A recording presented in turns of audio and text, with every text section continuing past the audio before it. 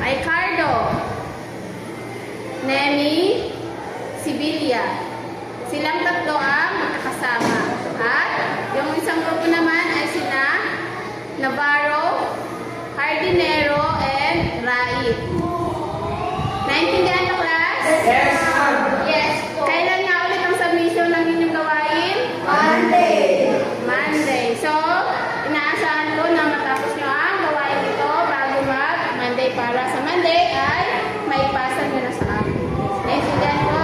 Okay, that's all. Goodbye, class. Bye, ma'am. Okay, sa Sabado tayo magpa-practice. Isasend mo nga kayo sa messenger yung link na gagayahin natin sa'yo. Ano sa freedom? Ang init-init doon. Okay na doon. Ang contact natin is 8. Okay ba sa inyo? Okay. Okay, last na to ha.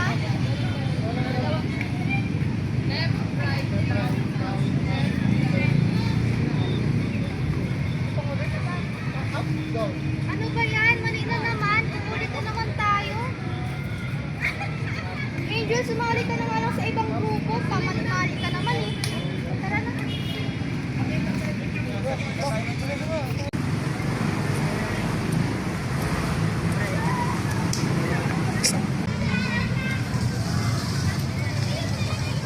Nakagrupo niya, no?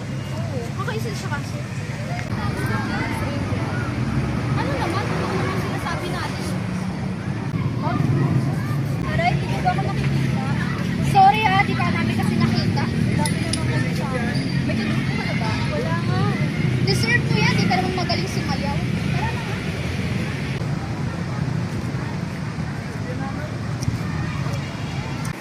Late na po yan?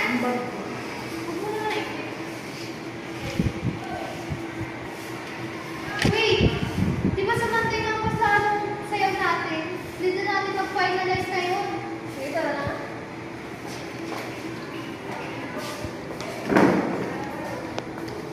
Ano, Angel? Umupo ka na ba? Mag-finalize na tayo ng sayaw. Anong oras mo? Ready na ha? Finalize na to.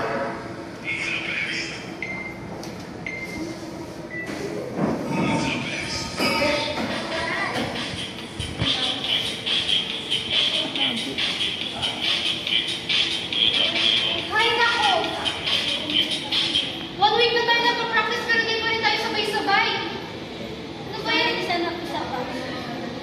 Kahit ulit-ulit tayo kung di nyo kabisado, ulit-ulit lang natin kung gagawin. Nakakapagod naman na. So 1 week na tayo nagpa-practice. Maghanap na tayo ng grupo. Morning, ma'am. O yan yan.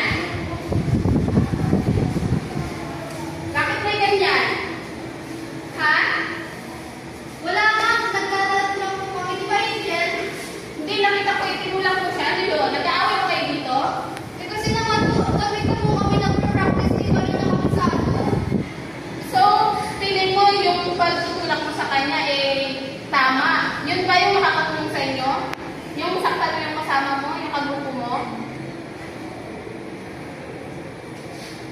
Oo. O, alam mo nga lang pala yung nakakatulong yung pananakit eh. Pangilang beses ko din nakikita. Ginagawa niyo lagi yan kay Ricardo. Eh kasi naman po siya. Hindi. Ngayong araw hindi ko ito papalagpasin. Pumunta kayo sa guidance. Ngayon din. Ngayon din! Good morning, ma'am. Meron ako dito kung ipoponsult sa'yo kasi may nanadasyan ako doon. Kasi dapat sana mo sa lesson ako. Ngayon, pagdating ko sa classroom, sakto nakita ko, may tulak na nangyayari.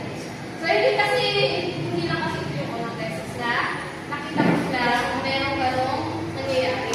So, ngayon parang feeling ko, kailangan nila ng guidance. Kaya tinala ko sila sa'yo. Ngayon, gusto ko malaman nila kung ano ba yung mga ginawa nila at kung ano ba yung parusa para sa kanila. Ikaw na po muna tanan.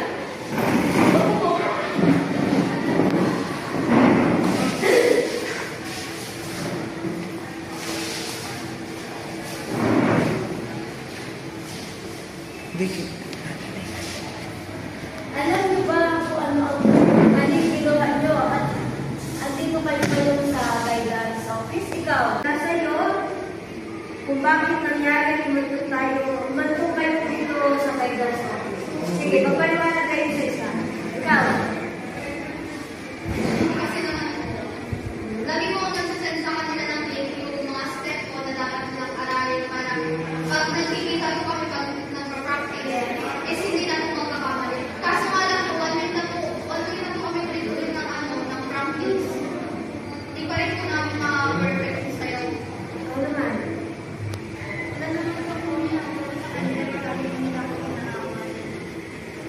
Ikaw. Pag parang ako na lang sa isisip ko, aminin nyo rin sa sarili nyo may mali kayo. Hindi naman ako nagkulang ng sinend na mga link para i-practice nyo.